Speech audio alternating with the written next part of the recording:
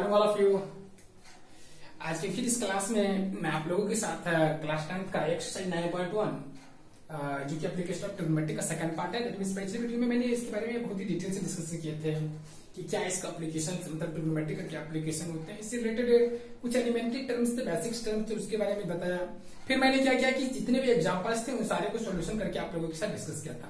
But इस video में मुझे जो पार्टिकुलरली डिस्कस करना है वो आपका एक्सरसाइज 9.1 का सॉल्यूशन के बारे में डिस्कस करना है। मैंने आप लोगों के साथ पिछले क्लास में बहुत ही बेहतरीन ढंग से आपको एग्जांपल्स और सारे एलिमेंट्री और बेसिक्स चीज के बारे में जानकारियां दे दी थी। चलिए, तो आप लोग अगर शुरू से देखना पसंद करते हैं तो आप लोग पहले वीडियो को देखिए, उसके बाद फिर आप इस वीडियो को देखिए। चलिए, तो मैं चलता हूँ एक्सरसाइज 9.1 की तरफ। देखिए, आपका 9.1 में क्या है, देखिए सारा वीडियो का जो है आपको प्लेलिस्ट में मिल जाएगा। जो भी एक्सरसाइज में पढ़ाता हूँ वो आपको प्लेलिस्ट में मैं ऐड कर देता हूँ। हर एक्सरसाइज का आपका सॉल्यूशन जो आपका प्लेलिस्ट में रहेगा, उसका थ्योरेटिकल पोर्शन सारा, मतलब मेरा पढ़ाने का मतलब ये उसका थ्योरी प्लस में एग्जांपल्स, फिर मैं उसकी एक्सरसाइज को करवाता हूँ। देखिए, तो सबसे पहला क्वेश्चन देखना आप लोग क्या कर रहे हैं। पहला कह रहा है, A circus artist is climbing a 20-meter long rope which is tightly stretched and tied from the top of a vertical pole to the ground. एक आपका पोल है, ठीक, और आप एक सर्कस दिखाने वाला होता मिलता वगैरह बहुत सारा पहले रहते थे, अब तो बहुत कम आ गए। देखिए, तो होता क्या है कि आपका ये पोल है। अब मैं इससे मान लिया कि ये भी मेरा पोल है। कहा था कि पोल का जो टॉप है ना, अर्थ के किसी ग्राउंड के किसी पॉइंट से उसको टाइट करके बांध दिया गया। जो सर्कस करने वाले होते हैं इस पे वो चल रहा है। थोड़ा हम लोग के लिए मुश्किल होगा एक जनरल पर्सन के लिए, बट वो लोग चल सकते हैं। तो ये हो गया। अब यहाँ पे पोला ये आपका जो 20 circus artist is climbing a twenty metre long rope. तो ये जो रोप कह रहा है ये 20 मीटर का, ये मतलब ये धागा जैसी है ना तनी हुई, वो आपका 20 मीटर है।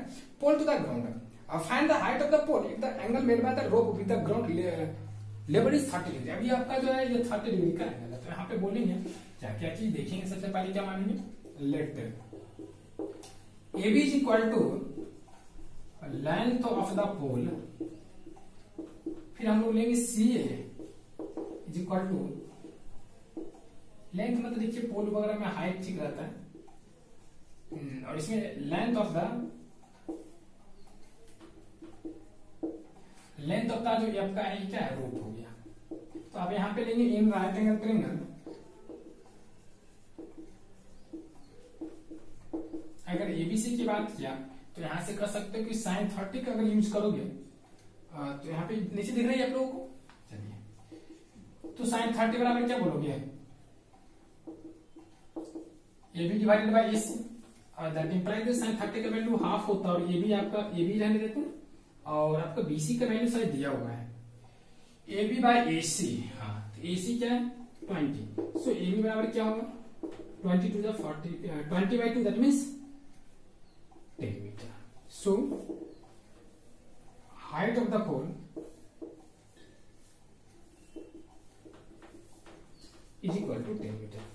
अब यहाँ पे यही पूछ रहा था find the height of the pole. हाँ, तो यही पूछ रहा था, तो हो गया आराम से। तो सबसे पहले इसमें कुछ भी होती नहीं है। सबसे पहले आपको एक ही जगह डाउट होता हो कि सर ये sin 30 कैसे मान लेते हैं। तो मैंने पिछले लेक्चर में भी बताया था कि सबसे पहले आप ये देखिए कि क्वेश्चन में आपको क्या क्या दिया हुआ है। एक आपका ये आपका AC दिया हुआ है, एक आपका ये एंगल दिया हुआ है, और आपको फाइंड क्या करना है ये भी देखना है, ये फाइंड करना है। तो सबसे पहले देखेंगे इस एंगल के लिए जो आपका एंगल दिया हुआ है, उस एंगल के लिए, यही इंपॉर्टेंट चीज है, इस एंगल के लिए ये और ये क्या ट्रीट करता है। तो ये आपका क्या होगा परपेंडिकुलर, ये आपका हाइपोटेन्यूज। तो किस फॉर्मूला में होता है, एक साइन और कोसेक होता है, लेकिन लोग कोसेक यूज कम करता है, साइन ज्यादा यूज करता है, इसलिए मैंने साइन यूज कर लिया।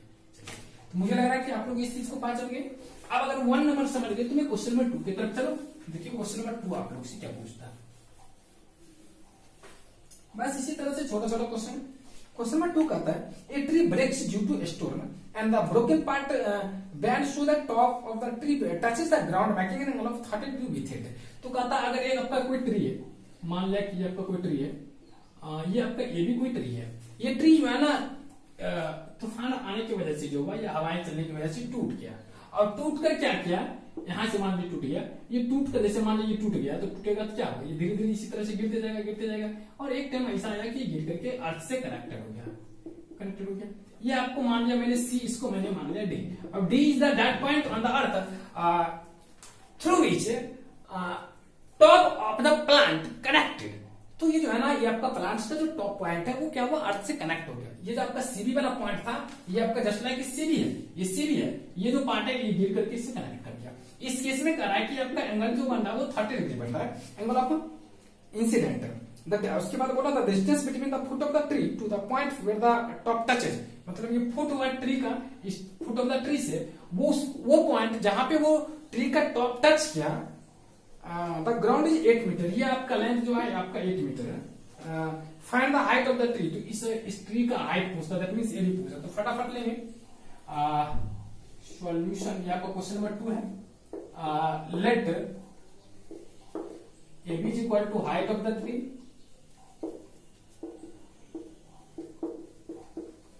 फिर आप लेंगे CB is equal to CD is equal to, लिखेंगे ब्रोकन पार्ट ऑफ ट्री, ऐसे लिखेंगे length of the broken part of tree, और फिर आपका आता है यदि, तो आपको पहले से मालूम है। अब हम लोग करेंगे क्या, आपको तो सबसे पहले ये 8 मीटर, अगर आप इसको जान जाते हैं तो इसको जान जाओगे, तो मैं ऐसा करता हूँ इसको जानने का कोशिश करता हूँ, या आप ऐसे डायरेक्ट पहले तो ये भी जानना ही है, तो ये आप देखिए इस एंगल के लिए आपको परपेंडिकुलर होगा, ये आपका बेस होगा। सो मैं सबसे पहले tan 30 यूज करता हूँ। इन राइट एंगल ट्रायंगल, अगर मैं ADC में चला या DAC में अगर चला तो कह सकता हूं tan 30 degree is equal to CA divided by DA, ये हो जाएगा। दैट इंप्लाइज दैट यहां से मेरा tan 30 का value 1/√3 is equal to CA divided by DA का वैल्यू 8। सो मेरा CA बराबर क्या होगा, 8 divided by √3, that means 8√3 divided by 3 metre. ये मेरा क्या आ गया, CA का लेंथ हो गया। अब मैं चलता हूं DC का लेंथ निकालने के लिए, देखिएगा ध्यान से ना, एंड मैं यहां से ये भी बोल सकता हूं कि cos 30 बराबर, क्या बोल सकता हूं, cos 30 बराबर DA डिवाइडेड बाय DC। तो यहां से फिर अगर मैं इधर चला, ध्यान से देखना आप लोग, यहां से कर सकता हूं DC बराबर DA, ध्यान से देखना आप लोग, यहां से मुझे क्या कर सकता हूं कि किसका वैल्यू मैं जानता हूं, DA का, तो मैं कर सकता हूं cos 30 का वैल्यू क्या होगा, √3/2 इज इक्वल टू आपका DA का वैल्यू 8 है डिवाइडेड बाय आपका DC हो गया। सो मैं कर सकता हूं DC बराबर मेरे क्या होगा, 16 divided by √3 which is equal to 16√3 divided by 3। So अगर मैं लेंथ ऑफ, सो ये निकल गया, सो कह सकता हूं लेंथ ऑफ या हाइट ऑफ ना plant, so height of tree जो मेरा हो जाएगा वो क्या आएगा, AC प्लस CB, AC का लेंथ जो आपका क्या है 8√3/3, तो 8√3/3 प्लस आपका ये जो आपका ये DC है वो आपका कितना है 16√3 डिवाइडेड बाई 3। इसको अगर आपने ऐड कर दिया तो 8√3 प्लस 16√3 क्या होगा, 24√3 divided by 3, that means 8√3 metre. ये जो आ गया आपका हाइट ऑफ द ट्री आ गया। इस तरह से हम लोगों ने क्या किया कि हाइट ऑफ द ट्री निकाल लिया। अब इसके बाद जो है ये आपका क्वेश्चन नंबर 2 के बाद में क्वेश्चन नंबर 3 के तरफ, देखिए क्वेश्चन में कोई भी नहीं है। और एक बात आपको मैं बताता हूँ, अगर कहीं मैनिपुलेशन कैलकुलेशन की वजह से कहीं कोई मिस्टेक्स हो जाए तो अपना सुधार कर लेना, ऐसा नहीं कि आपका क्वेश्चन गलत है, क्योंकि कभी कभी थक जाते हैं क्लास करते करते, तो उस केस में हो जाती है कभी कभी मिस्टेक्स। क्लास कंटिन्यू 4-5 घंटे चलती है तो थकना तो लाजमी है। देखिए क्वेश्चन नंबर 3 है, एग्जाम्पल नंबर 3 है, a contractor plans to install 2 slides for the children to play a park. तो इसमें कहता था एक contractor plans to install 2 slides for the children to play a park. इसका मतलब ये वाकई मैंने बच्चे जो है ना उसको खेलने के लिए स्कूल वगैरह में स्लाइड्स लगा दो। स्लाइड्स का मतलब होता है कि इस तरह से रहते हैं झुके हुए इंक्लाइंड, और इस पे बच्चे फिसलते हैं, ठीक। और फिर कहता for the children below the age of 5 years she prefers to have a slide which top is at height of 1.5 metre. तो यहाँ पे कहता है कि वो जो आपका स्लाइडर जो दे रहा है जिससे फिसलेंगे हम लोग, वो क्या किया कि 2 कैटेगरी में उसको बांटा, एक 5 years से कम एज वाले, एक 5 years से एवं एज वाले। तो उसने क्या किया कि एक बोला कि जो फॉर, यहां पे लिख देते हैं less than 5 years aged boy, या स्टूडेंट जो भी लिखना, एज्ड बॉय लिखिए, स्टूडेंट से लिखिए। तो 5 year से कम एज वाले स्टूडेंट्स के लिए जो है एक उसने स्लाइडर बनाया जिसमें कि उसको 1.5 मीटर उसको दिया है हाइट दे दिया। और उसके बाद आगे क्या बोला, फिर ध्यान से देखना, 1.5 मीटर दिया, छोटा कर लेते हो। उसके बाद बोला है she prefers to have a slide which top is at height of 1.5 metre is inclined at an angle of 30 degree to the ground, ये 30 डिग्री से इसको ग्राउंड में टच्ड है। अगर मैं इसको ABC माना, ठीक, अब देखिए whereas for elder children, अब एल्डर चिल्ड्रेन के लिए मैं मानूंगा यहाँ पे फॉर एल्डर चिल्ड्रेन। अगर मैं एल्डर चिल्ड्रेन की बात किया तो इसमें बोला whereas the elder children she wants to have a steep slide at the height of 3 metre, ये चाहता है कि इसकी 3 मीटर पे है, तो थोड़ा ऊपर में कर लिया, ग्राउंड से कनेक्टेड कर दिया और ये आपका आ गया, इसको मैंने मान लिया PQR। अब यहाँ पे कि at a height of 3 metre, ये आपका 3 मीटर है and incline at an angle of 60 degree, ये आपका 60 डिग्री पर इंक्लाइन है। फिर आगे सवाल में बोल रहा है to the ground what should be the length of the slide in each case, तो यहाँ पे कर रहा है इस केस में लेंथ ऑफ स्लाइड क्या होगा, लेंथ ऑफ स्लाइड का मतलब ये PR और AC क्या होगा। तो सबसे पहले हम लोग लेंगे इसमें here AC is equal to length of slide, और यहाँ पे क्या है here length of slide is equal to, जो मेरा है वो क्या है क्या गया। अब यहाँ पे बात है तो कहता क्वेश्चन में क्या what should be the length of slide in each case, यही पूछा। इन ट्रायंगल ABC अगर मैं बात किया तो यहाँ पे अच्छा एक चीज, अगर इसका मान देखना भूल गया, ये जो आपका एंगल है वो 30 डिग्री है, तो आपको ये पूछ रहा है कि इसके लिए ये आपका परपेंडिकुलर, ये आपका हाइपोटेन्यूज, तो आराम से कहोगे साइन हमको यूज करना चाहिए। सो साइन 50 बराबर में क्या बोल सकता है AB divided by AC, which is also is equal to क्या AB का value 1.5 divided by AC, so that implies that sin 30 का वैल्यू क्या होता है 1/2 is equal to 1.5 divided by AC। so मेरा AC is equal to जो आ गया कितना आ गया 3 मीटर आ गया, which is also length of the slide, यही मेरा लेंथ ऑफ स्लाइड भी हो गया। फिर अगला आता है इसमें, तो इसमें कर सकता हूं इंटरनल PQR, मैं यहाँ पे बोल सकता हूं मुझे ये परपेंडिकुलर है, ये आपका क्या है हाइपोटेन्यूज है, तो यहाँ पे इसके लिए वही यूज करूंगा। यहाँ पे सिंपल कर सकता हूँ, 60 डिग्री बराबर क्या होगा PQ divided by PR, that implies that PQ का value 3 metre divided by PR नहीं मालूम है। अब ये 60 डिग्री का वैल्यू कितना होता है, that implies that √3/2 is equal to 3/PR। So अगर मैं PR की बात किया तो क्या मिला 6 डिवाइडेड बाय √3, और इसको आप रैशनलाइज कर लोगे तो आपको क्या मिलेगा 2√3 आ जाएगा। देखिएगा कितना आ जाएगा 2√3, √3 से ऊपर नीचे हम लोगों ने मल्टीप्लाई कर लिया, तो ये √3 से ऊपर नीचे अगर हम लोगों ने मल्टीप्लाई कर लिया तो यहाँ पे क्या हो जाएगा 2√3 आ जाएगा, तो इस तरह से मेरा 2√3 मीटर आ जाएगा। तो ये हो गया स्लाइड का लेंथ। अब इसके बाद जो है आपका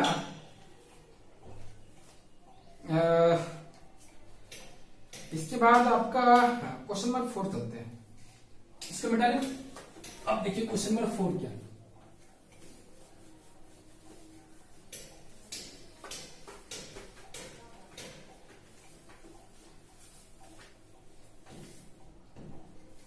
देखिए question number 4, the angle of elevation of the top of a tower from a point on the ground, ये आपका 4 नंबर है।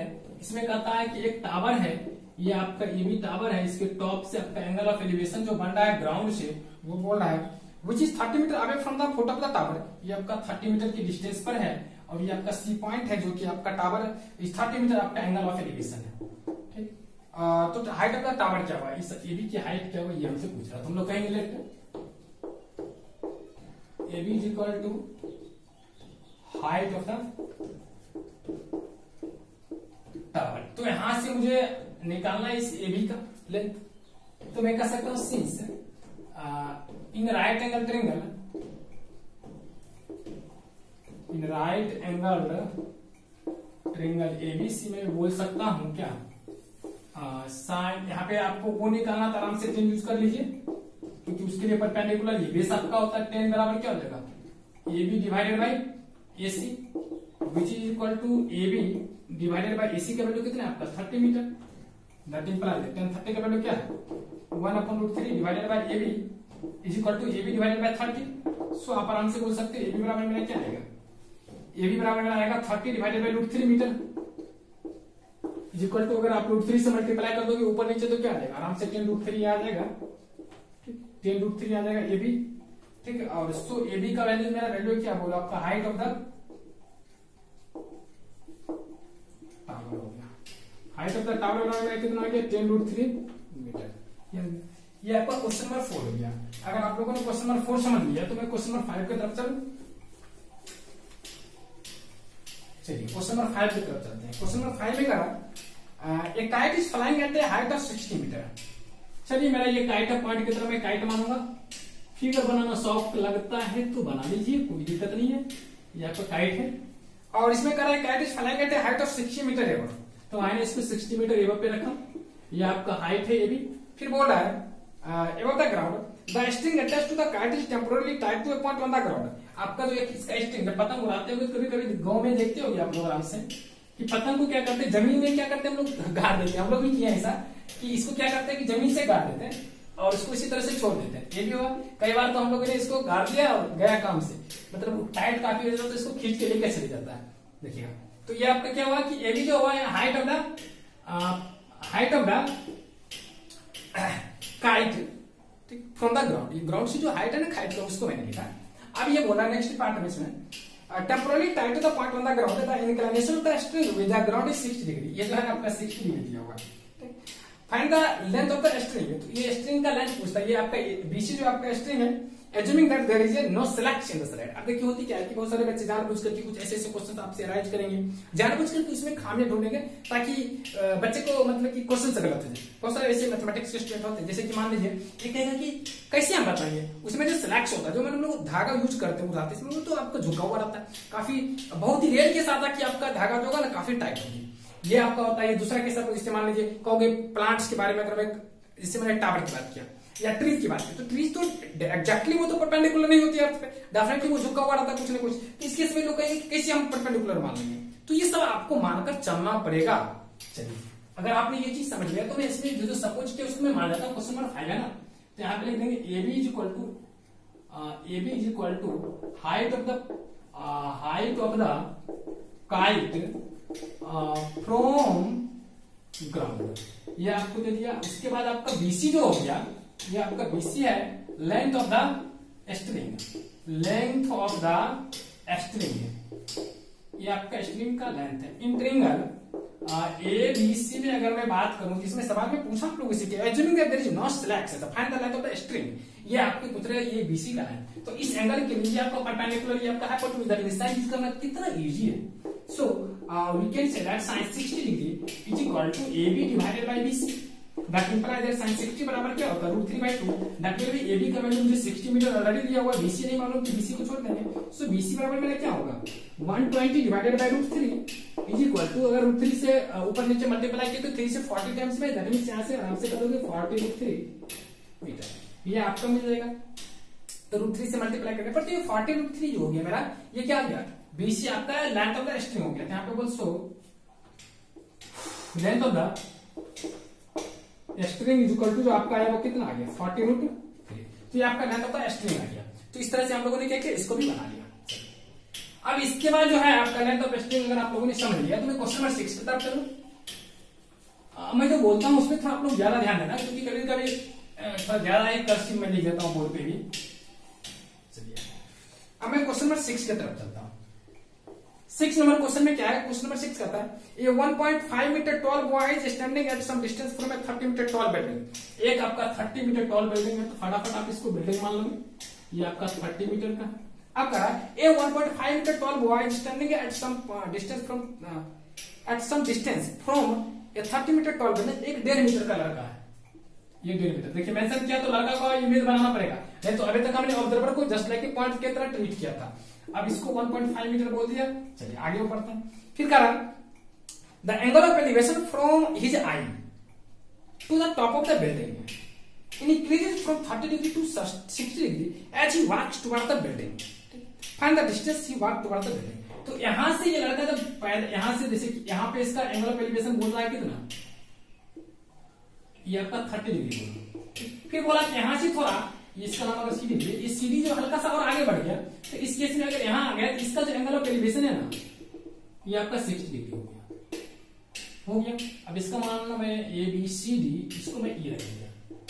शायद आप लोग को समझ में आ रहा हो क्या मैंने क्या, ये लड़का थोड़ा सा बिल्डिंग की तरफ चले गया तो उसका एंगल ऑफ एलिवेशन इंक्रीज कर गया। तो पूछ रहा है कि find the distance he walk toward the building. तो ये जो डिस्टेंस यहाँ से यहाँ का जो डिस्टेंस है, ये डिस्टेंस जो बिल्डिंग की तरफ चला उसने कितना डिस्टेंस चला वो मुझे निकालना। कहाँ से उसने कितना दूर चला, मतलब यहाँ जी पॉइंट पहले जहाँ पे था वहां से वो दोबारा से बिल्डिंग चला तो कितना डिस्टेंस चला ये पूछ रहा है। मीन्स दैट मुझे इसी हम लोगों से पूछा जा रहा है। चलिए इजी है, बस थोड़ा सा पॉइंट आप लोग को ध्यान रखना। ये 1.5 है, अगर मैं इसका नाम ABCD इसको अगर मैं E रख दिया तो आप लोग अच्छा E मैंने ऑलरेडी माना, इसको मैं F मान लेता हूँ और इसको G मान लेता है। अब मैं क्या करता हूँ, जहां से आप लोग देखना फटाफट करता क्या हूं, इसमें सबसे पहले let CD is equal to 1.5 metre is equal to height of the boy और AB इज इक्वल टू मेरा क्या हुआ, AB क्या बिल्डिंग है, हाइट जो कि दिया हुआ है 30 मीटर, हाइट ऑफ द यहां पर क्या है बिल्डिंग। चलिए अच्छा ये आपका CD, यहां पर लिखेंगे since CD is equal to आप कर सकते हैं F, ये आपका F है, F is equal to 1.5 metre और साथ ही साथ आप यहां पर एक और चीज बोल सकते हो, कहो क्या चीज, तो वो है आपका BF इज इक्वल टू क्या होगा AB माइनस AF और AB का वैल्यू कितना दिया हुआ है आपको 30 मीटर माइनस AF का वैल्यू आपको कितना दिया हुआ 1.5 मीटर जो कि आपको कितना हो गया 28.5 मीटर ये आ गया। अगर ये आपका 28.5 मीटर आ गया BF, तो इन right angle triangle BFE, in triangle BFE मैं बोल सकता हूं ये आपका 90 डिग्री है। अगर आपका ये लिख सकते हैं इन राइट को मैं शॉर्टकट में RT लिखता हूं, राइट एंगल ट्रायंगल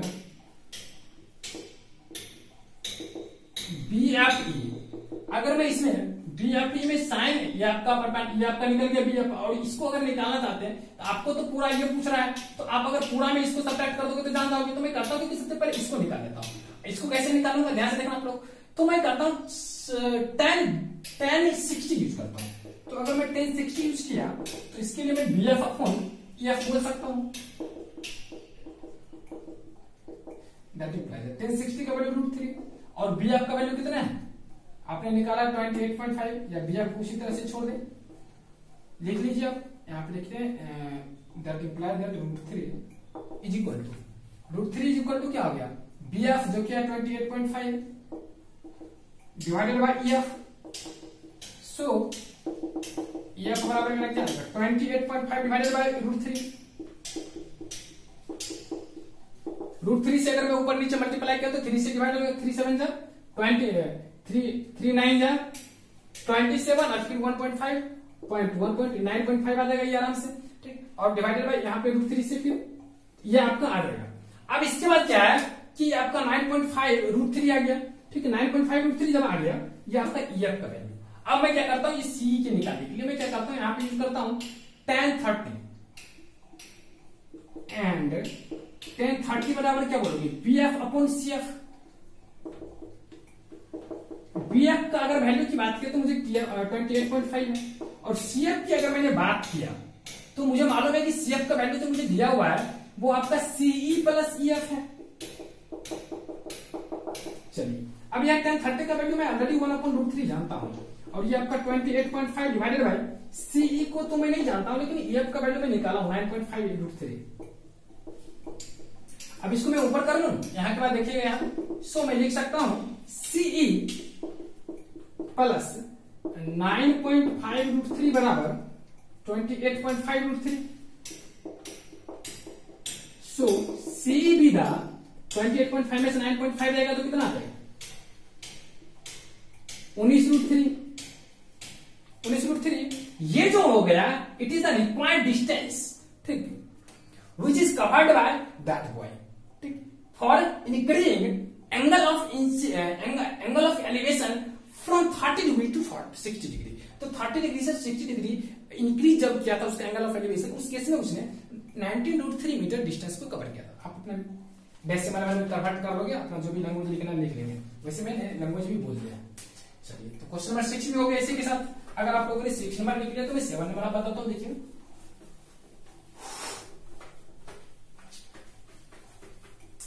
एक दिन की क्लास जो होती है करीब करीब आपका 3 से 4 घंटा होता है। मैंने क्लास 10 आप लोग क्लास 10 का जो सिलेबस है मैंने मात्र 15 दिन में कवर कर दिया था और वही 15 दिन का सिलेबस आप लोग को अपडेट मिलेगा।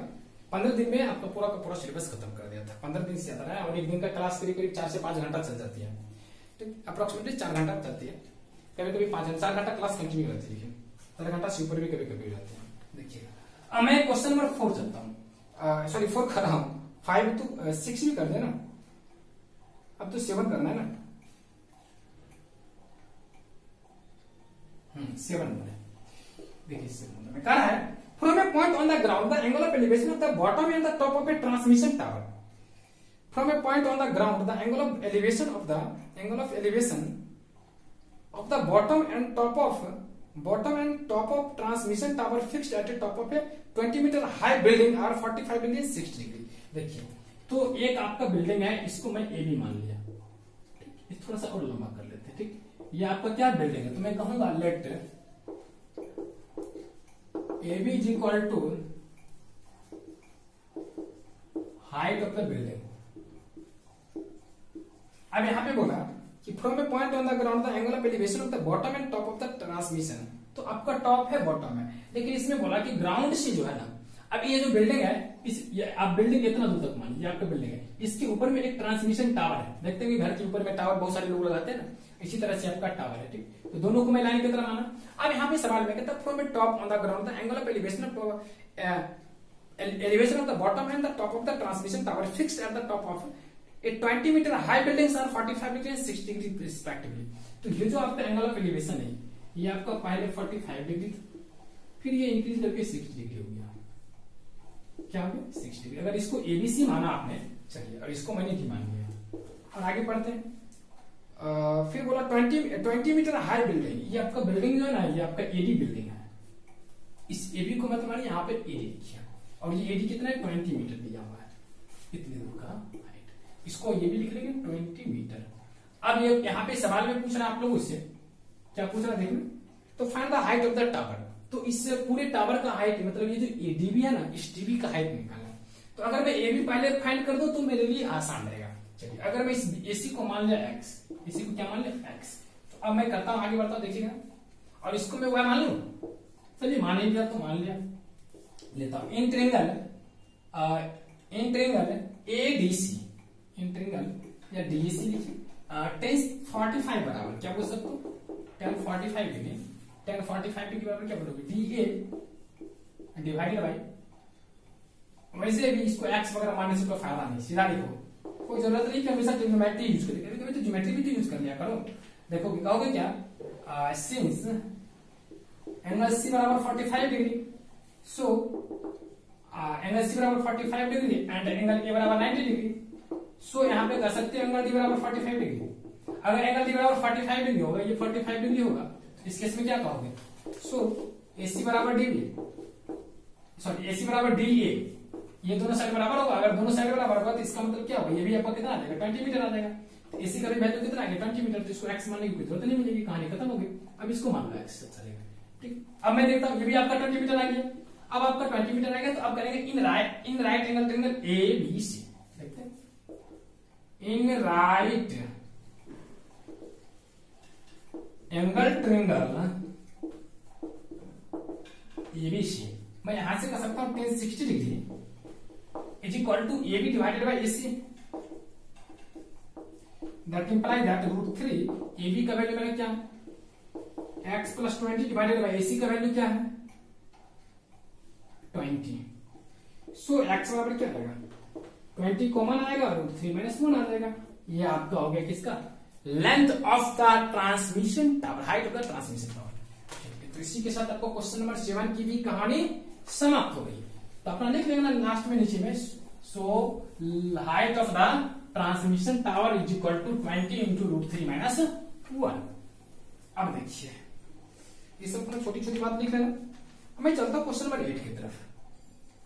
8 नंबर में कहा स्टैच्यू अगर जानते हो किस तरह से रहता है, A statue 1.6 metre tall stretched on the top of the pedestal. होता है क्या कि कोई भी स्टैच्यू रहेगा ना तो वो डायरेक्ट नहीं रहता, ऐसा नहीं कि ग्राउंड पे वो देता है, उसके ऊपर तो एक बना देता है इस तरह, जैसे कोई भी देखेगा, मान लीजिए अम्बेडकर जी का कहीं आप देखेंगे बना हुआ, तो आप देखोगे कि इस तरह से आपका पहले एक अर्थ पे इसको टिका करके रख देगा और इसके ऊपर में आपका जो होता है, जो भी होता है आपका इमेज बना देता है, ठीक, जिसका भी इमेज होता है। हमको उतना सीधा इमेज वगैरह बनाने आता नहीं, इसलिए मैं केवल दिखा दिया। इसको अगर आप समझ गए तो अब सवाल में हम लोग चलते हैं। करा कि a statue 1.6 metre tall stands on the top of a pedestal. ठीक, पेडेस्टल क्या है, तो मैं एक पेडेस्टल पहले बना लिया, इसको मैं पेडेस्टल बना, और इसके ऊपर में ये आपका स्टेचू है, ये आपका एबी जो है पेडेस्टल है और बीसी जो आपका स्टेचू है। तो फटाफट लिखते हैं, लिखेंगे let AB is equal to height of the pedestal and BC is equal to height of the, ये आपका पेडेस्टल है, ये आपका क्या है स्टेच्यू। और आगे बढ़ते, आगे वो बोल रहा है द एंगल ऑफ एलिवेशन है। अच्छा मैं पूरा लिख दिया, चलो अच्छा काम करते हैं, इसको मिला के यहां लिख देता हूं ये भी, ये आपका BC। अब देखिए करा from A position on the ground, तो ग्राउंड पे कोई पोजीशन है, पॉइंट ले लिया। The angle of elevation of the top of the statue is 60 degree. ये जो स्टेच्यू का है ना, इसका 60 डिग्री का बना रहा है एंगल ऑफ एलिवेशन। ठीक, फिर बोला है and from the same point the angle of elevation of the top of the pedestal is 45 degree. ये आपको 45 डिग्री ABCD मान लिया। फिर है find the height of the pedestal. तो पेडेस्टल आपका कौन है, ये भी पेडेस्टल है, ये भी करें पूछना है। चलो, और कुछ दिया हुआ है कि नहीं, इसी का लेंथ वगैरह दिया हुआ है, स्टेच्यू 1.6 है, ये आपको 1.6 मीटर दिया हुआ। कितना तो सुंदर काम कर दिया। चलिए, तो अब मैं चलता हूं, लिखेंगे in triangle ABD angle D is equal to 45 degree, angle A is equal to 90 degree, so angle B is equal to 45 degree, so AD is equal to BA is equal to X। ये आ गया, AB is equal to BA आ गया। so मैं क्या करता हूं कि AD is equal to BA is equal to X मैंने सपोज कर लिया, ये आपका X है, ये भी आपका X है। अब मैं क्या करता हूं, इन राइट एंगल ट्रायंगल ADC करता हूं, लिखूंगा इन राइट एंगल ट्रायंगल ADC। मैं अगर यहां से 1060 यूज करूं तो कोई दिक्कत नहीं होगी, जो कि आपका 1.6 डायरेक्ट में नहीं लिखूंगा, AC डिवाइडेड बाय ADC में अगर मैं किया तो इसके लिए 1060 होगा परपेंडिकुलर और 20, तो आपका आ जाएगा AC डिवाइडेड बाय क्या आ जाएगा DA, which is equal to AC का वैल्यू आपका क्या आ रहा है 1.6 प्लस x डिवाइडेड बाय आपका DA का क्या आ रहा है x, और 1060 का वैल्यू आपका ऑलरेडी दिया हुआ कितना √3। इसी चीज को मैंने इधर कर दिया, सारा बार इसलिए लिख दिया, स्पेस का इसलिए मैं ऐसा कर रहा हूं। अब अगर मैं क्रॉस मल्टीप्लिकेशन कर दिया तो यहां से क्या मिलेगा √3x is equal to x plus 1.6। अगर मैं x इधर कर लिया तो √3 माइनस 1 इंटू x बराबर आ गया 1.6। सो आपका x बराबर आ जाएगा कितना 0.8 इंटू √3 प्लस 1। कैसे आया मालूम है, इसको मैंने डिनोमिनेटर में ले गया, फिर रेशनलाइज किया, मतलब √3 प्लस 1 से न्यूमरेटर डिनोमिनेटर में मल्टीप्लाई कर दिया, तो नीचे में आ जाएगा 2 से फिर 1.6 में डिवाइड करेंगे तो आपका 0.8 होगा, और ऊपर में तो √3 प्लस 1 से ऑलरेडी मैंने मल्टीप्लाई कर चुका हूं, तो इसलिए x बराबर 0.8 इंटू √3 प्लस 1 आएगा। अपना पॉइंट में निकाल लेना जो भी होगा, मैंने x वैल्यू निकाल दिया। अब सवाल में पूछ क्या रहा था, find the height of the pedestal. तो so x is equal to 0.8 into √3 plus 1 is the height of the pedestal. जो आप लिख देंगे ये जो होगी आपका क्या होगा, अच्छा यहीं पे लिख लेंगे it is the height of the pedestal. ठीक, इस तरह से हम लोग लिख लिए। ये आपका क्वेश्चन नंबर 8 भी हो गया। अब मैं चाहता हूं क्वेश्चन नंबर 9 की तरफ। देखिए 9 नंबर क्या बोल रहा है आप लोगों के साथ।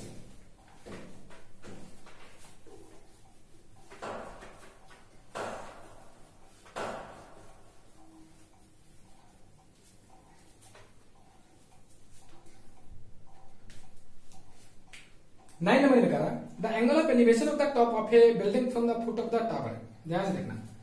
चलिए कुछ कॉमन बात आप लोग समझ लेंगे। अच्छा, बिल्डिंग की हाइट ज्यादा होती है, टावर की हाइट होती है, तो ये तो आप कॉमन देख सकते हो। नॉर्मली ऐसे बोल सकते हो, बहुत सारे स्टूडेंट करते हैं टावर छोटा बड़ा भी होता है, बट जनरली क्या होता है कि टावर की हाइट ज्यादा होता है और बिल्डिंग का हाइट कम होता है। चलिए, तो यहाँ पर कह रहा है कि द एंगल ऑफ सॉरी किधर गया, हाँ 9 number, the angle of elevation of the top of A building from the foot of the tower. तो पहले तो मैं एक टावर ले लिया, ये मेरे टावर है, ठीक, और एक मेरे बिल्डिंग जो है वो मेरा छोटा होता है। ओके, थोड़ा छोटा कर लेते हो इतना। अब बोला इसका नाम मैंने सीधी रख दिया, तो यहाँ पे लिख भी देते हैं let A B is equal to height of the tower height of the tower way CD is equal to height of the building. अगर आप लोगों ने यहां तक समझ लिया तो मैं आगे बढ़ता हूं। करा कि the angle of elevation of the top of A building, ध्यान देखना, टॉप ऑफ ए बिल्डिंग। यहां पे कि angle of elevation, the angle of elevation of the top of A building, top of A building, top of A building from the foot of the tower is 30 degree, foot of the tower. तो building को ये बड़ा कर दिया,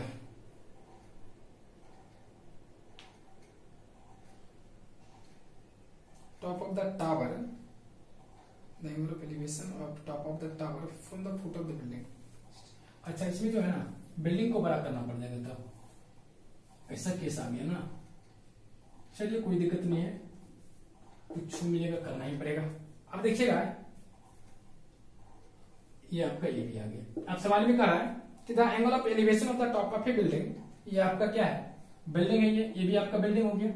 और इसके top से क्या बोला कि एंगल ऑफ एलिवेशन जो आपका 30 डिग्री है, इसको पहले मिला लेंगे, हॉरिजॉन्टल लाइन सोचेंगे तब तो यहाँ पे एंगल ऑफ 30 डिग्री आ जाएगी। फिर बोला and the angle of elevation, sorry, and the angle of elevation of the top of the tower from the foot of the building 60 degree. तो ये जो आपका बिल्डिंग है इससे फुट जो इससे जो आपका आता है, ये आपका एंगल ऑफ एलिवेशन 60 डिग्री आ रही है। तो कह रहा if the tower is 50 metre high, आपका ये जो टावर है ना, हाइट ऑफ द टावर ये आपका 50 metre high, find the height of the building. तो बिल्डिंग की हाइट क्या होगी, ये आपकी बिल्डिंग है। चलिए फटाफट हम लोग निकालते हैं, फटाफट क्वेश्चन करते हैं। तो ये आपका 50 मीटर, ये तो 50 मीटर आएगा ही आराम से। और अगर ये 50 मीटर आ गई तो इस केस में, चलिए एक बार फिर से मैं क्वेश्चन पढ़ता हूं। The angle of elevation of the top of A building, top of A building, top of a building, top of a building, the angle of elevation of the top of a building from the foot of the tower, foot of the tower, the angle of elevation of the top of a building। तो आपका building कौन है, CD, top of the building। Figure तो सही था उसी time, sorry फिर से लिखता हूं, ऐसा नहीं होगा। एक मिनट फिर से थोड़ा सा फ्रेश करते हैं, थोड़ा दिमाग गर्म हो गया ना। देखिएगा the angle of elevation of the top of A building, top of A building, ये मेरा ए बी बिल्डिंग है और CD मेरा, सॉरी ए बी मेरा टावर है, CD मेरा बिल्डिंग है। अब कह रहा है the angle of elevation of the top of A building, top of A building, top of A building from the foot of a tower is 30 degree, from the foot of a tower, tower है foot का, ये जो आपका angle of elevation हो रहा है ये आपका 30 डिग्री है। और उसके बाद बोला है and the angle of 30 degree from the foot of the tower 60 degree, और ये जो आपका है 60 डिग्री। अब हो गया, अब यहाँ पे ये चीज आ गया। अब यहाँ पे पूछ रहा है if the tower is 50 metre high. अब टावर जो आपका कहाँ है, height of the tower, tower ये 50 मीटर हाई है, ये भी ये आपका 50 मीटर हाई है। Find the height of the building, तो हाइट ऑफ द बिल्डिंग मतलब CD पूछ रहा है, कर सकते हैं फटाफट। देखिएगा इन राइट एंगल ट्रायंगल ABC, इन राइट एंगल ट्रायंगल ABC में क्या बोल सकता हूं, 1060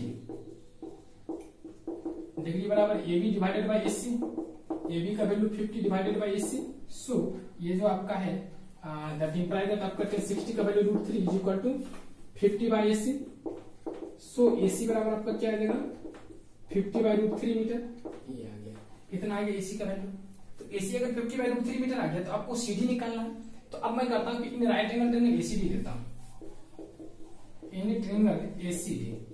मैं यहाँ पे अगर मैं 1030 यूज किया तो 1030 बराबर क्या होगा, perpendicular CD divided by base क्या होगा AC। CD का वैल्यू तो आपको नहीं मालूम, तो उसी तरह से छोड़ देंगे। AC मैंने अभी तुरंत निकाला था 50 बाई √3, तो 50 बाई √3 ऊपर चले जाएगा।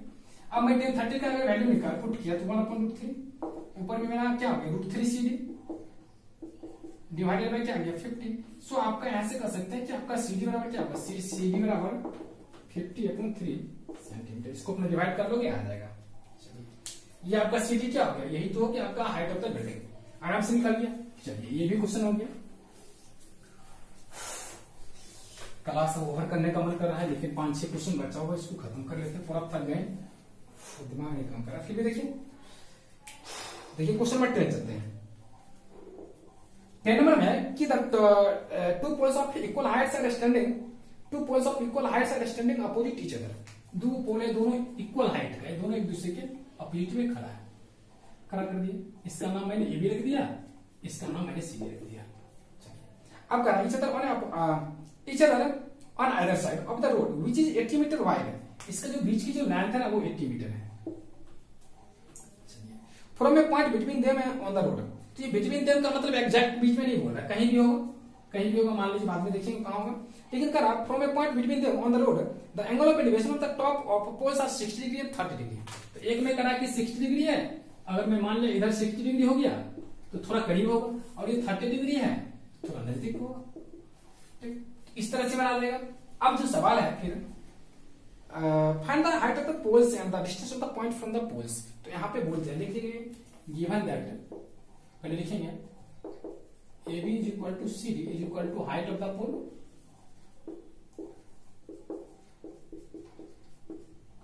लेट, इसको अगर मैं ABCD इसको मैं E मान लिया, तो अगर मैं मान लिया let AE is equal to x metre, मैं क्या मान लिया x मीटर। तो अगर मैं AE x मान लिया तो C बराबर मेरा क्या आएगा 80 माइनस x मीटर ही आ जाएगी ना। अब जो मेरा नेक्स्ट है इन right angle triangle EAB, in triangle AEB मैं यहां पे क्या बोल सकता हूं, ये आपका 90 डिग्री है। 1060 अगर मैं यूज किया तो 1060 बराबर मैं BA डिवाइडेड बाय A ही बोल सकता हूँ, EA बोल सकता हूँ, दैट इंप्लाइज दैट ये आपका √3 है। BA आपका क्या नहीं मालूम है, उसी तरह से छोटे EA का जो वैल्यू है आपका ये AE वो आपका x है। सो आप यहां से कर सकते हो, यहां पे लिख लेंगे सो BA बराबर आपका क्या आएगा √3x मीटर। ये आपका इक्वेशन फर्स्ट हुआ। एंड इन ट्रायंगल CDE में अगर मैंने किया, CDE में अगर मैं 1030 यूज किया तो इसके बराबर क्या बोलोगे perpendicular, that means CD divided by base, that means DE, that will be क्या 80 माइनस x। यही तो मेरा 80 माइनस x है। सो मैं CD की अगर मैंने बात किया तो आपका 1030 का वैल्यू क्या है, इसको भी लिख लीजिए। चलिए लिख ही लेता हूं, 1/√3 is equal to CD divided by 80 minus x। So मैं यहां से कर सकता हूं CD बराबर 80 minus x divided by √3 metre, ये आ गया। अगर ये दोनों सेम है, ये दोनों क्या सेम है, तो since we know that BA is equal to CD, अगर BA is equal to C है सो मैं कर सकता हूं √3x is equal to 80 minus x divided by √3। After multiplying each other या क्रॉस मल्टीप्लिकेशन से मैं बोल सकता हूं, ऊपर वाला इसको मिटा लूं, इसको मिटा लिया। इसको अगर मैंने मिटा लिया तो यहां पे देखिएगा, इसको अगर इससे मल्टीप्लाई किया तो मुझे क्या मिलेगा 3x, तो 3x बराबर मुझे क्या मिल गया 80 माइनस x। सो x बराबर आपको क्या आ गया 40 मीटर। सवाल में पूछ क्या रहा था,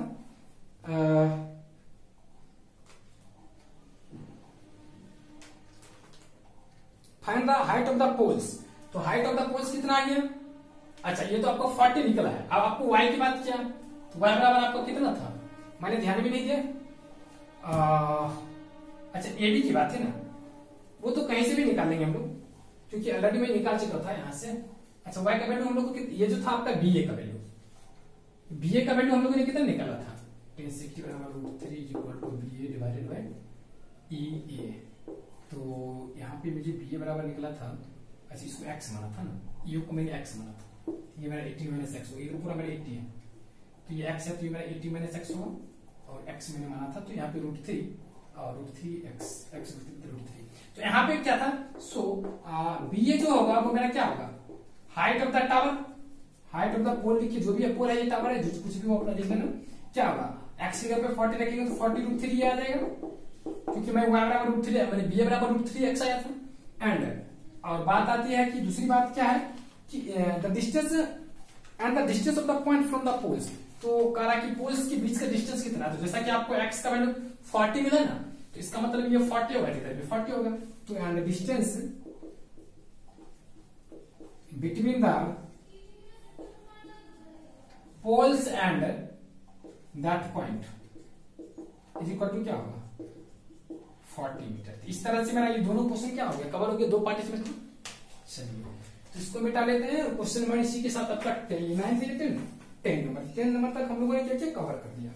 अब जो अगर 10 नंबर कवर हो गया तो मैं क्वेश्चन नंबर 11 की तरफ चलता हूँ। देखना 11 नंबर क्वेश्चन आप लोगों के साथ क्या पूछ रहा।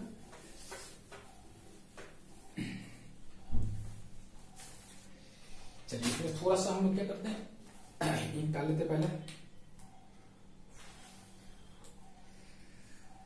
देखिए क्वेश्चन नंबर 11 क्या आप लोगों का।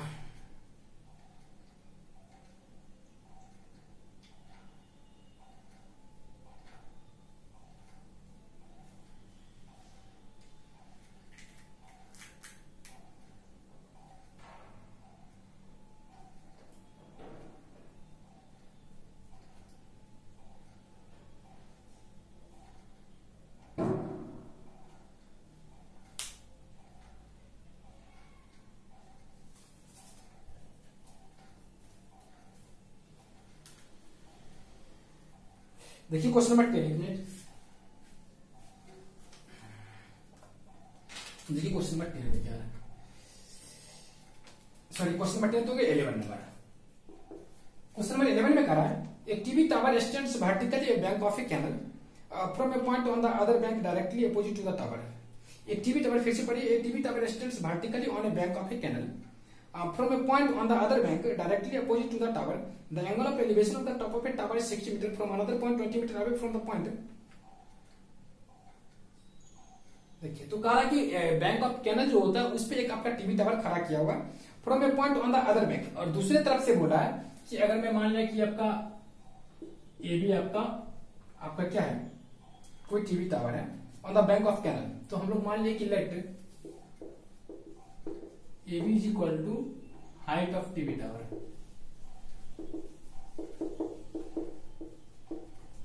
अब यहाँ पे सवाल में करा है कि from a point on the other bank directly opposite to the tower the angle of elevation of the top of the tower is 60 metre. अब देखिए तो इसको मैं क्या करता हूँ कि एक इधर मान लिया मेरा ये आपका AB है, और एक तरफ से बोल रहा है कि इसका एंगल ऑफ एलिवेशन जो आपका इसके टॉप का वो आपका 30 डिग्री है, सॉरी 60 डिग्री है, 60 डिग्री बोलते हैं। इसको मान लिया आपका C पॉइंट है। अब जो है कि एक TV tower stands vertically on a bank of canal from a point on the other bank directly opposite the tower. The angle of elevation of the top of the tower is 60 degree from another point 20 metre away from this point on the line joining the point on the foot of the tower. अब कहा था कि इसी point के आगे जाकर के अगर जो चलोगे, जो कि आपका ABC, अगर मैं इसको D मान लिया, थोड़ा छोटा ही कर लेते हैं, ये आपका 20 मीटर डिस्टेंस इसका हो गया। और ये 20 मीटर डिस्टेंस और पे करा कि जो है ना from another point 20 metre away from this point on the line joining this point to the foot of the tower the angle of elevation of the top of the tower is 30 degree. ये जो आपका angle of elevation आपका 30 degree है। अब बोल रहा है find the height of the tower and the width of the canal. तो आपका बोल रहा है कि हाइट ऑफ टावर निकालना है, ये आपका हाइट ऑफ टावर निकालना, फिर कर रहा है and width of the canal. तो कैनल का जो है ना आपको विड्थ पूछ रहा है। तो सबसे पहली बात यह है कि आपका जो कैनल की विड्थ होगा ये 20 मीटर, और यहाँ पे जो है ये सवाल है कि ये जो आपका पॉइंट है ये आपका कैनल के, ये आपका जो कैनल है ना, कैनल की विड्थ ये हो गया, और इसके इस पॉइंट से आपका कहने का मतलब ये जो आपका ये आपका क्या हो गया, ये पॉइंट जो आपका जो पॉइंट है ये आपका जो पॉइंट हो गया ये आपका किनारा पर है, ठीक, और उसके बीच में ये आपका खड़ा है ये आपका टीवी टावर। तो हम लोग सबसे पहले ये आपको 20 मीटर दिया, इसको मैं एक्स मान लूंगा और इसको वाई मान लूं। चलिए तो मैं लिखूंगा let AB equal to height of the tower, और इसको ABCD ये पॉइंट आपका C है, तो ठीक से लिख लेते हैं और लिख लेते हैं C इज द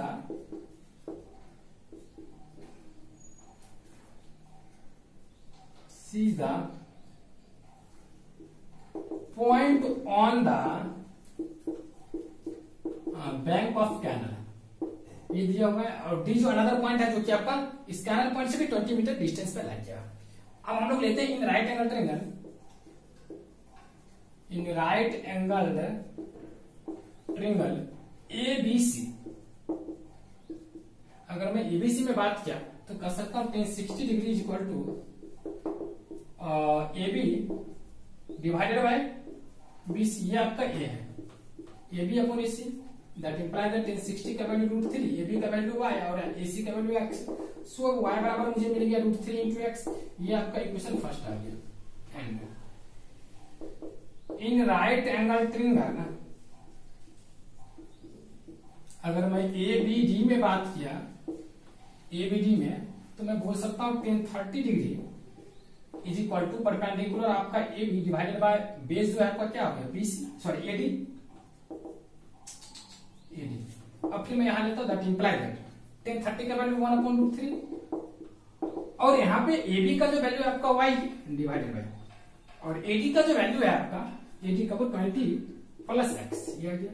और आप ऑलरेडी जानते हैं कि y बराबर √3x है, that imply that 1/√3 is equal to √3x divided by 20 plus x। अब इसको अगर आप मल्टीप्लाई करोगे तो कैलकुलेशन अगर कर लेते हो तो 3x में से x गया, सो x बराबर आपका आ जाएगा 10। मैं डायरेक्ट लिख दिया x बराबर 10 मीटर आ गया। अब सवाल में पूछ क्या रहा था, तो सबसे पहले आप यहाँ पे सबसे पहला सा पार्ट है, ये पूछ रहा था find the height of the tower. तो आपका हाइट ऑफ टावर क्या था आपका AB, जो कि आपका AB y है, आपने x निकाला तो y भी निकाल लीजिए ना, एंड x बराबर 10√3 एंड y बराबर आपका क्या होगा √3 इंटू x है तो 10√3 आ जाएगा। तो यहाँ पे लिखना सो height of the tower, height of the tower बराबर क्या होगा 10√3 मीटर। चलिए अब दूसरा पार्ट जो है आपका, जो कि आपका x है वो आपका है and the width of the canal, and width of the canal is equal to क्या होगा 10 मीटर। इसकी भी कहानी खत्म हो गई इसी के साथ। चलिए अगर आपका ये क्वेश्चन बन गया तो मैं अब आपका नेक्स्ट क्वेश्चन का डिस्कस करता हूँ, लगा कलर लग गया। चलिए ये हो गया क्वेश्चन नंबर 11 के बाद आता है आपका क्वेश्चन नंबर 12।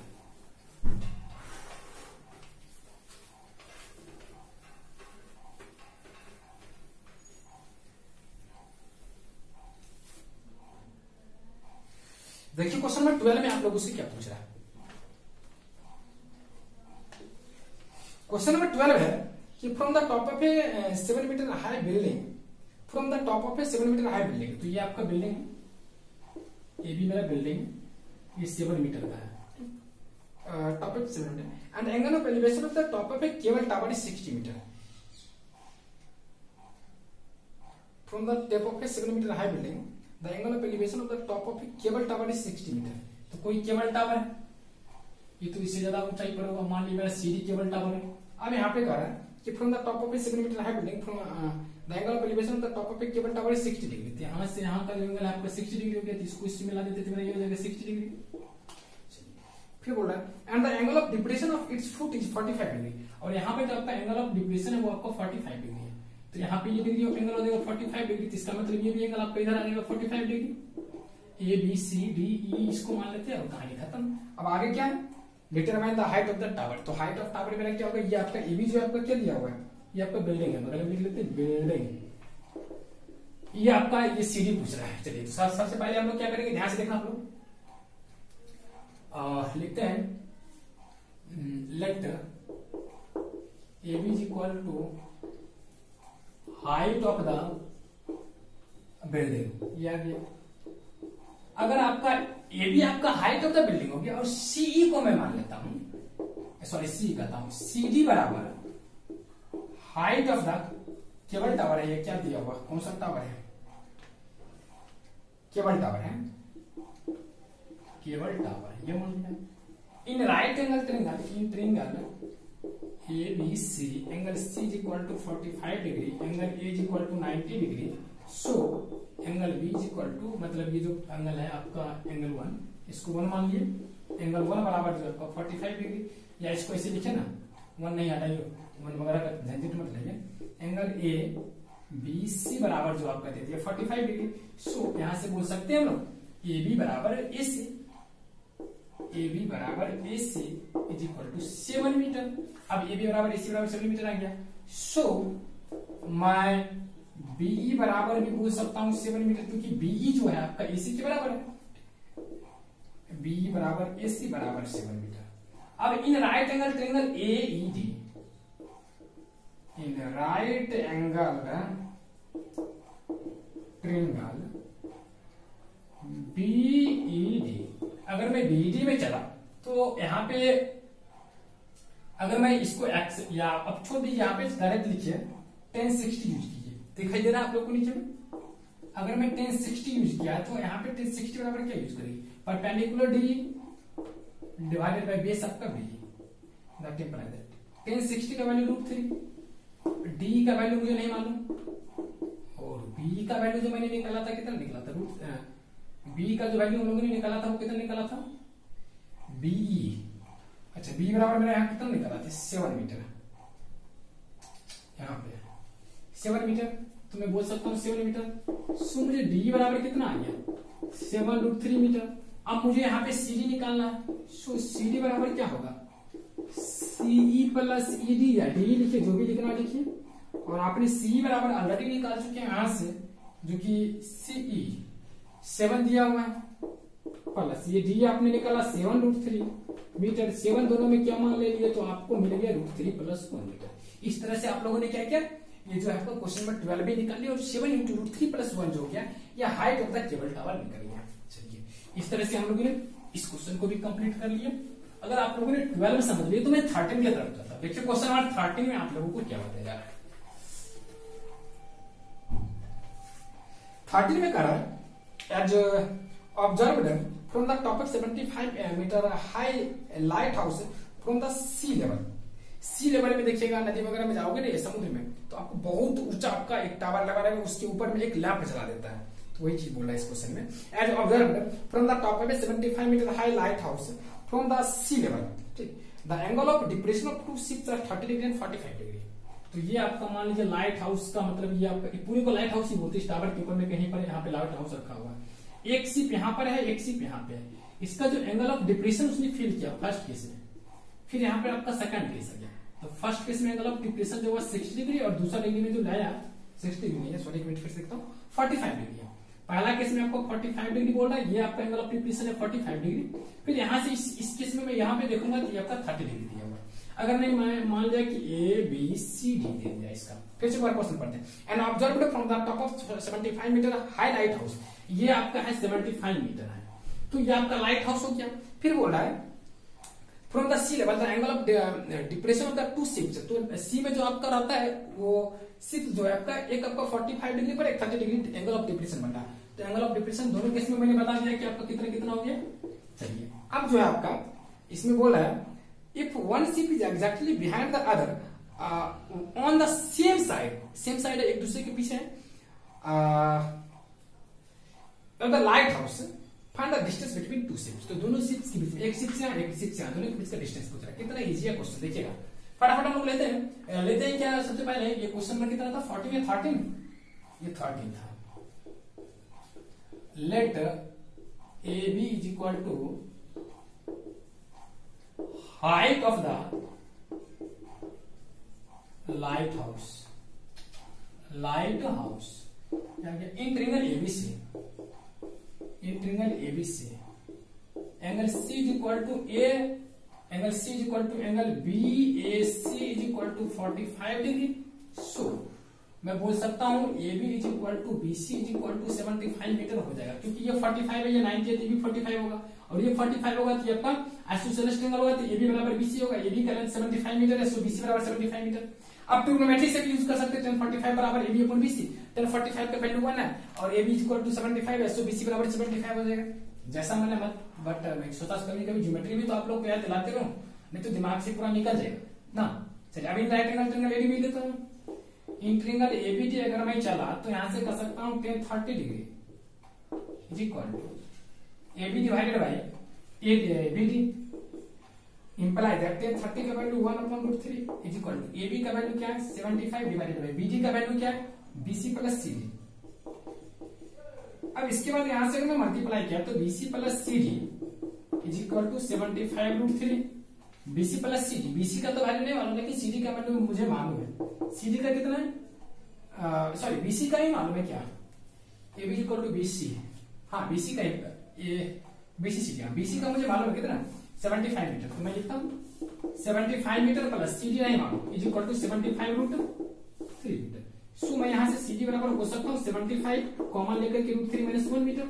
ये आपका सीडी क्या है, it is the distance between two ships. अब यहाँ पे पूछ रहा है same side of the light house, find the distance between two ships. तो मैंने फाइंड कर दिया।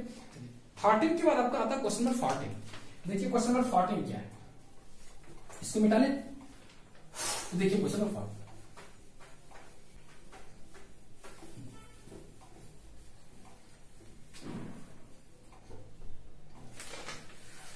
देखिए क्वेश्चन नंबर 14 में क्या है।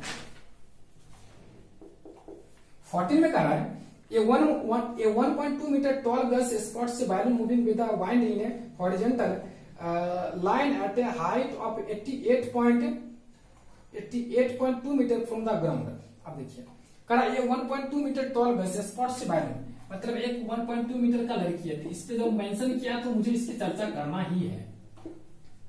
चलिए ये देखिए tall Gus spots balloon moving with the wind in a horizontal line at a height of 88.2 metre. तो कह रहा है एक बैलून है, यहाँ पे मान लीजिए बैलून है, ये 88.2 मीटर हाइट पे है। कितना है?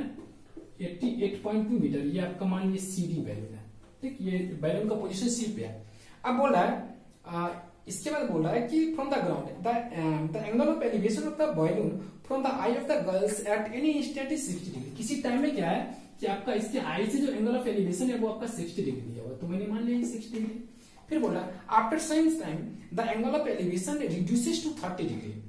तो इसके बाद कुछ देर के बाद आपका एंगल ऑफ एलिवेशन जो आपका रिड्यूस कर जाता है 30 डिग्री, तो डेफिनेटली वो क्या होगा। अच्छा ध्यान से देखेंगे आप लोग। फिर क्या बोला कि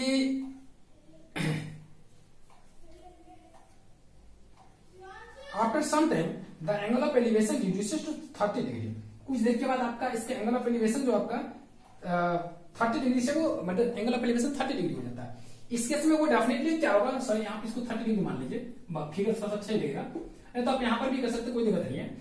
तो इस केस में फिर क्या होगा कि बोला क्या कि जो बैलून है ना, बैलून वो क्या होगा कि वाइंड कर रहा है, मतलब कि मूव कर रहा है। तो उस केस में बोला कि घूम करके इधर उधर जा रहा है। तो एक ऐसा पोजीशन है जब पहला केस में 60 डिग्री था, फिर वो घटकर 30 डिग्री हो गया। डेफिनेटली रूप से वो जो होगा 60 डिग्री से अगर 30 डिग्री हो रहा है तो ये जो बैलून है उससे दूर जा रहा है, तो आपका सेकंड बैलून का पोजीशन यहाँ चल गया। चलिए तो इसको मैं डी इसको माना, इसको डी डैश। मुझे चाहिए भी ऐसे कि ये जो है ना ये आपका 30 डिग्री हो गया, ठीक। तो ये आपका जो एंगल ऑफ एलिवेशन हो गया आपका 30 डिग्री आ गया।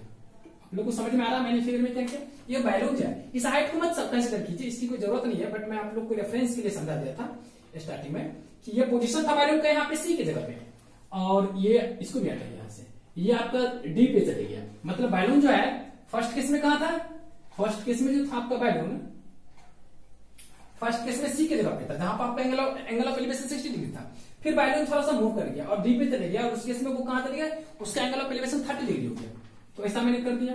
और ये जो 88.2 मीटर है ना, ये इस पूरी की लेंथ है ना, कि ये तो इसकी हाइट फिक्स है, केवल ये मूव करके आपका राइट हैंड साइड में चले गया, मतलब कि इससे थोड़ा सा अवे चले गया, दूर चले गया। अब कह रहा है find the distance travelled by the balloon during the interval. तो वो कितना बैलून डिस्टेंस कवर किया, मुझे ये फाइंड करना है। तो सबसे इंपॉर्टेंट यहाँ पे सवाल ये उठ रही है कि बैलून कितना डिस्टेंस ट्रेवल्ड किया, तो इतना डिस्टेंस ट्रेवल्ड किया। ये अगर मैं यहाँ पे नेमिंग करूं तो देख लेना ध्यान से, ABC, इसको मैंने D मान लिया ना, इसको एक काम करता हूं, ये आपका ABCDEFG नाम दे दिया। अब देखिए सबसे पहले लिखेंगे AB is equal to height of the girl, ठीक। In first case position of balloon लिखना चाहेंगे तो लिख सकते हैं। In the first case position of balloon is at C after some time balloon position of balloon B at D, तो D पे चले गए। और in that case angle of elevation reduces 60 degree to 30 degree. अब हम लोग लेते हैं अपना लिख लेंगे कोई जो मैंने बोला। अब लेंगे, देखिएगा ध्यान से, आपको FG फाइंड करना है। तो ये आपका AB 1.2 है, तो यहाँ पे सबसे पहले लिखेंगे since AB is equal to GE is equal to 1.2 metre, और आपका DE इज इक्वल टू दिया हुआ है 88.2 मीटर। सो आप कह सकते हैं DG is equal to DE is equal to DE minus G। तो यहाँ पे DG जो होगा वो आपका DE माइनस G होगा, और आपका DE का वैल्यू जो है 88.2 माइनस G का जो वैल्यू है आपका 1.2 मीटर है। अगर इसमें से इसको सब्ट्रैक्ट कर देंगे तो कितना होगा, 87 मीटर ही आ जाएगी। अब 87 मीटर ही आ जाएगी, किसका वैल्यू होगा, DG का वैल्यू होगा, इसका वैल्यू होगा DG का। अब DG हो गया, यही आपका CFD होता। चलिए ये भी आ गया। अब यहाँ पे सवाल ये उठता है कि इतना अगर मैंने कर लिया, अगर मैं यहाँ पे इन राइट एंगल ट्रायंगल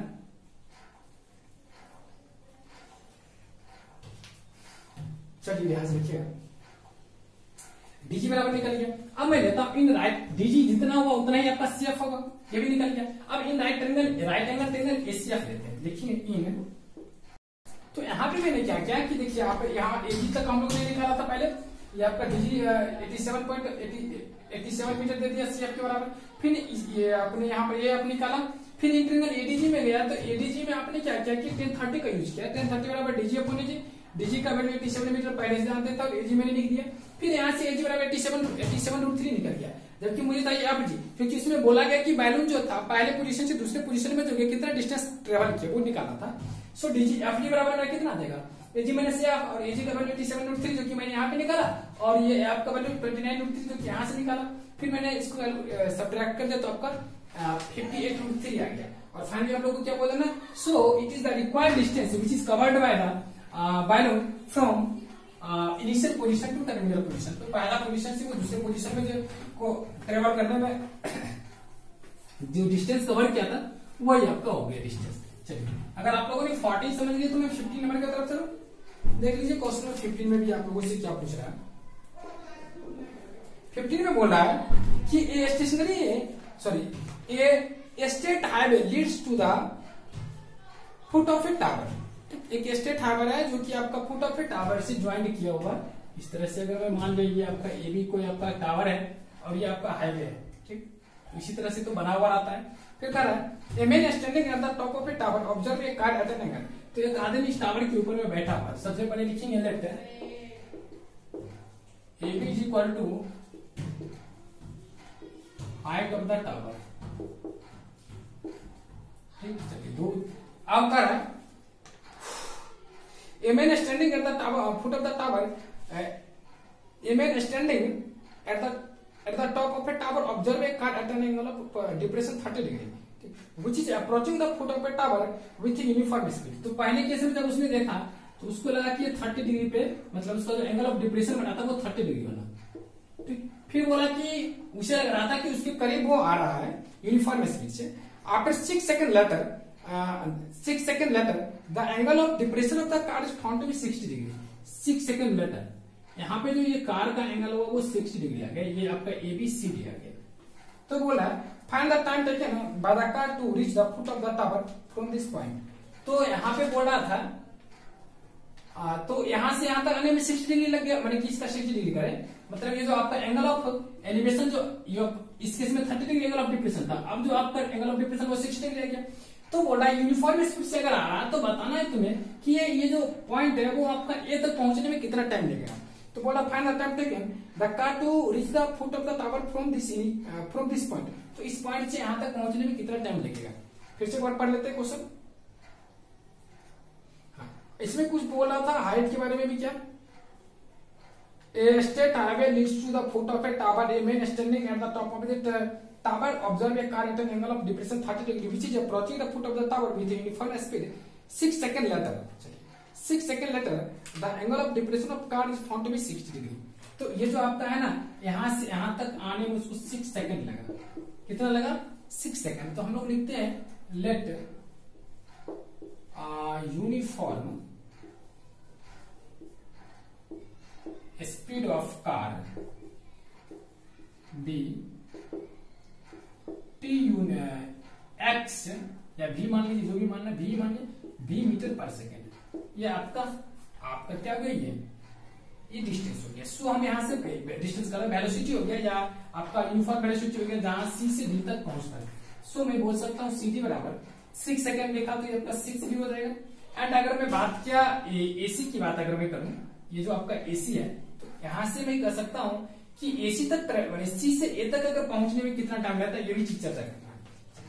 अब इसके बाद find the time taken by the car to reach the foot of the tower from this point. तो यहां से time taken by the car to reach the foot of the tower from this point, इस point से इस point तक पहुंचने में वो कितना टाइम लगेगा, ये मुझसे पूछा जा रहा है। चलिए तो मैं ऐसा करता हूं, इसको मैं मान लेता हूं कि ये आपका x है। x नहीं ना माना, ये आपका x डिस्टेंस है। कितना डिस्टेंस है? ये आपका x डिस्टेंस है। अगर ये आपका यहाँ पे मान लिए कि let DA is equal to आपने एक्स डिस्टेंस मान लिया ना, या अच्छा डी बराबर एक्स मान लिए, डी बराबर आपका एक्स है, मैंने कितना मान लिया, डी बराबर एक्स ना। सो मैं इससे एक्स के रिलेशन से मैं बोल सकता हूँ ए बी का लेंथ क्या होगा, बोल सकता हूँ 1060 बराबर A B divided by D A, that imply that 1060 का वैल्यू √3, ए बी का वैल्यू आपका कितना है, ए बी रहने दीजिए, और डी ए का वैल्यू कितना है एक्स। सो आपका ए बी बराबर क्या आ गया, √3x। एक स्टेटमेंट और भी मुझे मिल गया कि ये भी आपका √3x आ गया। चलिए अब देखिएगा ध्यान से आप लोग, इसको मिटा ले, चलिए ए बी का √3x निकल गया। अगर मुझे इतना इंफॉर्मेशन हो गया तो अब आगे हम लोग बढ़ते हैं। अब जो है मेरा ये आपका 6 सेकंड लिया और v स्पीड से चला, तो ये CD कितना हो गया, 6v। CD कितना हो गया, 6v। अगर CD मेरा 6v हो गया तो अब आप लोग देखना, अकॉर्डिंग टू क्वेश्चन, फिर कहूंगा अगर मैं 1030 निकाला, 1030 बराबर आप क्या बोलोगे, ध्यान से देखना, 1030 बराबर क्या बोलोगे, ये BD AB डिवाइडेड बाय आपका बेस AC। 1030 का वैल्यू क्या होगा, 1/√3, AB का value √3x divided bye AC का वैल्यू आपका क्या है, 6v प्लस x। अगर इसको इधर कर दिया, that imply that 6v plus x बराबर क्या होगा, 3x। सो 2x बराबर क्या होगा, 6v। सो मैं अगर ये v को इधर कर दिया तो x upon v equal to क्या होगा, 3। और ये x अपॉन v जो हो गया, ये क्या है, x तो मैंने डिस्टेंस माना था, x मैंने क्या माना था, डिस्टेंस माना था, v is the uniform speed. तो यहाँ पे ये मेरा क्या हो गया, डिस्टेंस अपॉन स्पीड है, तो डिस्टेंस अपॉन स्पीड मेरा क्या होगा, time. So x upon v is equal to 3 second is the required time to reach from D to A। तो ये आपका D से A तक पहुंचने में कितना टाइम लगेगा, 3 सेकेंड। और अगर C से A तक गएगा तो 6 + 3 9 सेकेंड हो जाएगा। तो आपको सवाल में क्या पूछ रहा है वो आप लोग देख लेंगे। तो अगर आपका C से A पूछेगा तो 6 + 3 9 कर देंगे, अगर D से A गएगा तो 3 सेकेंड हो जाएगा। ये कहानी खत्म हो गई, दोनों निकल गए यहाँ पे। अब जो है आपका इस क्वेश्चन के बाद आपका 15 नंबर जो है आपका, 15 के बाद मैं चलता हूं 16 नंबर की तरफ।